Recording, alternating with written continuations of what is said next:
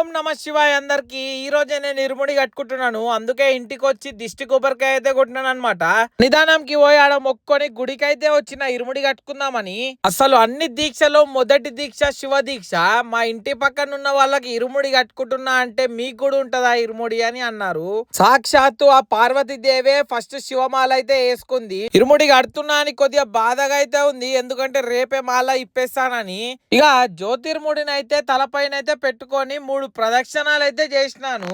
గుడి ముందు దిష్టి కొబ్బరికాయ అయితే కొట్టి ఏ హాని జరగకుండా చూడని శ్రీశైలం అయితే స్టార్ట్ అయిపోయాము. అక్కడ నుంచి కొద్దిగా ముంగటికి నడుస్తూ కారుకైతే దిష్టి కొబ్బరికాయ కొట్టాము. అక్కడ నుంచి స్టార్ట్ అయిపోయాము ఇక శ్రీశైలం అయితే. ఎందుకో తెలియదు కానీ శ్రీశైలం వెళ్తున్నా అంటే అదొక హ్యాపీనెస్ నాకు. 1 ఇయర్ లో ఒక 6 టైమ్స్ అన్నా వెళ్తాను నేను శ్రీశైలంకి అయితే. మెల్లగా ఉమామేశ్వరం అయితే రీచ్ అయిపోయాము. మీదికి కార్లు అయితే అలో చేస్తలేరు, టెంపుల్ బస్సెస్ లో అయితే మీదికి వెళ్ళాలి. ఇక ఉమామహేశ్వరంలో అయితే దర్శనం చేసుకున్నాము. అక్కడ వ్యూ చూడండి చాలా బాగుంటుంది. ఇక్కడ నుంచి శ్రీశైలంకి అయితే నడక దారి ఉంటుంది.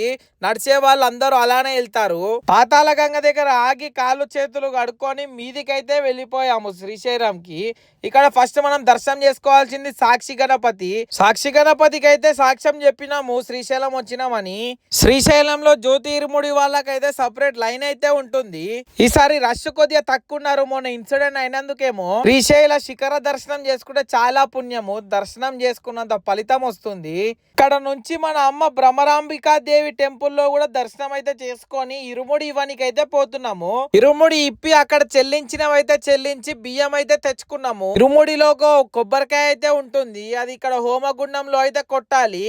ఇలాంటి మరిన్ని ముచ్చట్ల కోసం ట్రావెల్ విత్ బంటిని ఫాలో చేయండి.